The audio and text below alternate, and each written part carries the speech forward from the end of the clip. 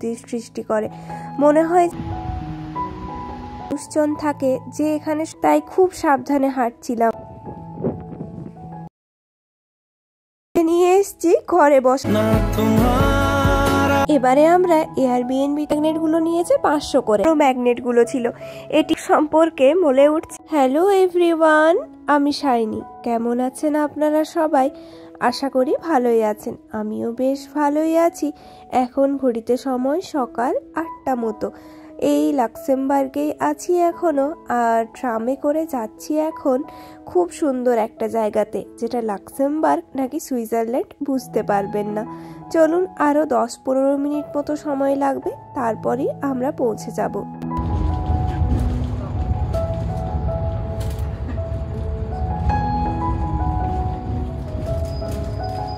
রাস্তার দুই ধারে খুব সুন্দর সুন্দর দৃশ্য দেখতে দেখতে সামনের দিকে যাচ্ছিলাম।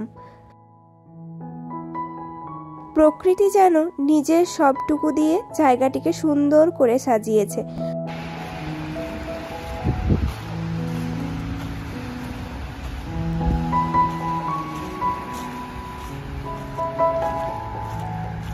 এই ঝরা পাতার ওপর দিয়ে যখন হেঁটে যাই, তখন যে আওয়াজ হয় না, এটা এক অন্য রকমের অনুভূতির সৃষ্টি করে।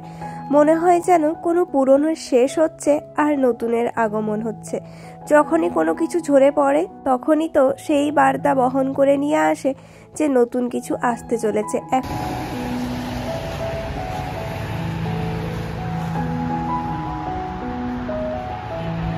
কেমন এক রাশ মেঘ এসে পুরো রোদটাকে ঢেকে দিল। সুন্দর রোদ দিচ্ছিল একটু আগেই।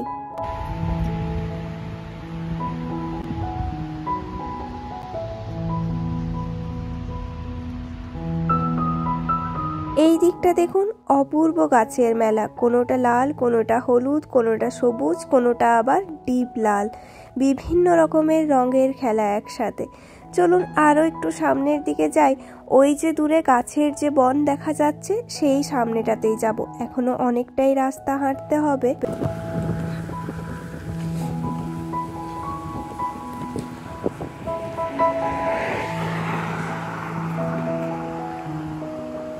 ওই দূরে দেখে মনে হচ্ছে ওখানে অনেক বাড়িও আছে, হয়তো মানুষের বাসস্থান এই জায়গাটা। তবে এখানে যে মানুষজন থাকে, যে এখানে সকাল হতে দেখে আবার সন্ধে নামতে দেখে, সে তো সত্যিই ভাগ্যবান।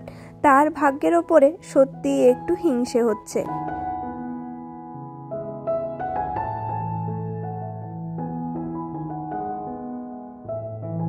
এই যে সামনে দুটো লতানো গাছ আছে, দেখুন কেমন বাতাসের তালে তালে নাচ করছে।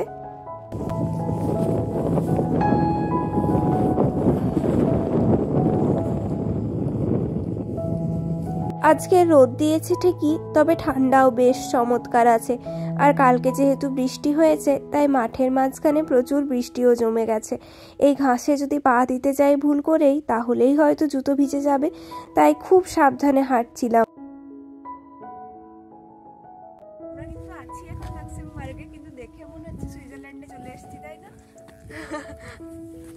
দিগন্ত বিস্তৃত খোলা মাঠ, যেখানে পরিবার নিয়ে বসা যায়, বসে জমিয়ে পিকনিকও করা যায়।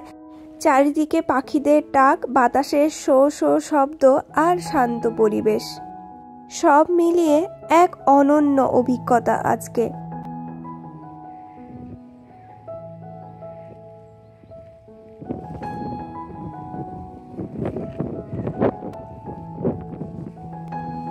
এত সুন্দর দৃশ্য, চারিদিকেই ঘন সবুজ জঙ্গল, ঘাসে ঘেরা, আর আমি মাঝখানে দাঁড়িয়ে আছি। তাই যেদিকেই ক্যামেরা ঘোরাচ্ছি সেদিকই সুন্দর।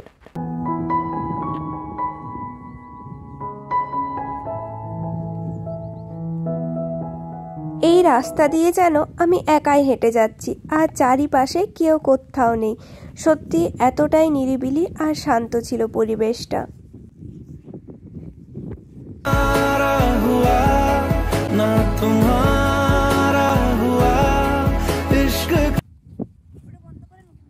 এই সবুজ উপত্যকা যেন প্রকৃতির আঁচল পাতা, কোমল মখমলে মোড়া, প্রাণের সহজ কথা।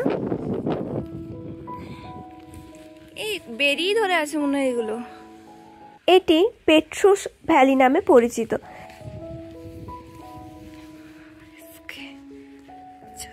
এ যেন সত্যিই সবুজের কার্পেট। শহরের কলরব ভুলিয়ে ছড়ায় শান্ত এবং স্নিগ্ধতার সুর। আমার মন এই লাক্সেমবার্গ সম্পর্কে বলে উঠছে ইউরোপের বুকে এক রত্নদ্বীপ। নাম তার লুক্সেমবার্গ। ক্ষুদ্র হলেও গৌরবে ভরা, ঐতিহ্যে অনন্য।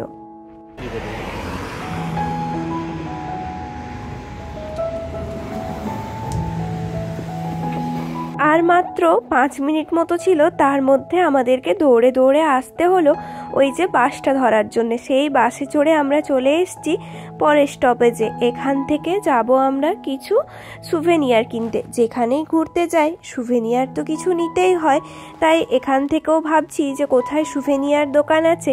দেখতে দেখতেই সামনে সুন্দর একটা দোকানও পেলাম। চলুন কিছু ফ্রিজ ম্যাগনেট নেব, আর যদি কিছু পছন্দ হয় সেই অনুপাতে নিয়ে নেব।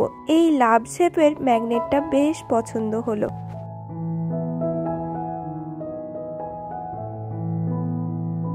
এখানে দেখুন লাক্সেমবার্গ লেখা কত বড় বড় ম্যাগনেটগুলো ছিল।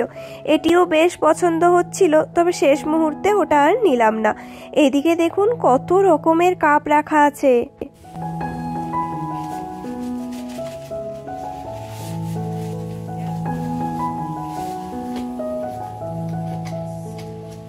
এই সমস্ত জিনিস কিন্তু প্রচুর এক্সপেন্সিভ হয়। ওই সামনে কাঁচের যে জিনিসগুলো রাখা আছে ওগুলোর দাম 800 টাকা করে। আমাদের ওইখানে কত হবে, 80 টাকা জোর।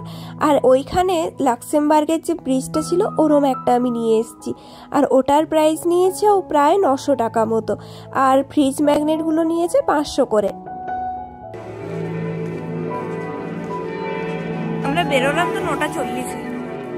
প্রায় সন্ধে নামার মুখে, আর ওইদিকে চার্চের বেলও বাজছে। চলুন এরপর তাহলে আমরা বাড়ি ফিরে যাব। আর বাড়িতে গিয়ে আজকে ইন্ডিয়ান খাবার নিয়ে যাচ্ছি, জমিয়ে বেশ আরাম করে খাওয়া যাবে। আজকে নিয়েছিলাম ডাল মাখানি, আর ওইদিকে নিয়েছি একটা গার্লিক নান, আর সাথে রাইস। বেশ ভালো ছিল। আর একটা লিমকাও নিয়ে নিয়েছিলাম আসার সময়।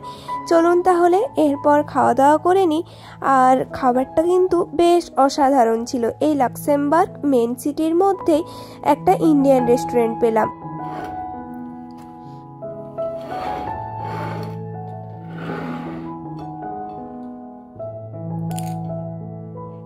যেহেতু এবারে আমরা এয়ারবিএনবিতে ছিলাম, যার জন্য এই সমস্ত প্লেট বাটি যাই বলুন না কেন সব কিছুই এনারা দিয়েছিলেন।